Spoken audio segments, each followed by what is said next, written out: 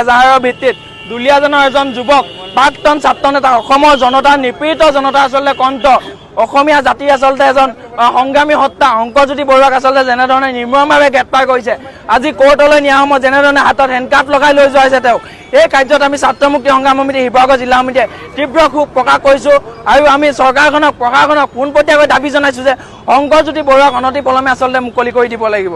বহিৰাগত বনিয়াৰ স্বাৰ্থত বহিৰাগত বনিয়াক দলিচা পাৰি বহিৰাগত বনিয়াৰ কমিশ্যনৰ স্বাৰ্থত আচলতে অসমীয়া যুৱকক এনেধৰণে অত্যাচাৰ চলালে নহ'ব।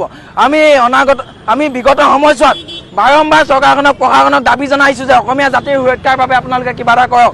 অসমীয়া জাতিৰ ওপৰত আচলতে এনেধৰণৰ নিৰ্যাতন চলালে কিন্তু আমি কোনো কাৰণতে ক্ষান্ত নাথাকিম।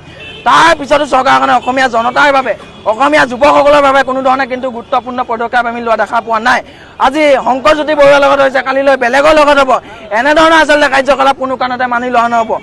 যোৱাকালি আচলতে বহিৰাগত বিহাৰী এজাহাৰৰ ভিত্তিত তেওঁ গ্ৰেপ্তাৰ কৰিছে। কি কাৰণে গ্ৰেপ্তাৰ কৰিছে, তেওঁ ভুল ক'ত আছিল, এই কথাবোৰ আমি চৰকাৰখনক পোনপটীয়াকৈ দাবী জনাব বিচাৰিছোঁ। আচলতে আমি এই গোটেই বিষয়টোত ৰাজনৈতিক ষড়যন্ত্ৰ গোট পাইছোঁ। তেওঁক আচলতে ৰাজনৈতিকভাৱে কোঙা কৰি পেলাবলৈ হাত ভৰি ভাঙি পেলাবলৈ আচলতে তেওঁলোকে প্ৰচেষ্টা চলাইছে নেকি। আগতে যেনেধৰণে আচলতে ল'ৰা যায় বেলেগক ৰজা হ'বলৈ নিদি আচলতে যেনেধৰণে ল'ৰাবিলাক যুৱকবিলাকক কোঙা কৰি পেলাইছিলে, তেনেধৰণে এই বিজেপি চৰকাৰখনৰ দিনত এটা চেষ্টা চলোৱা হৈছে।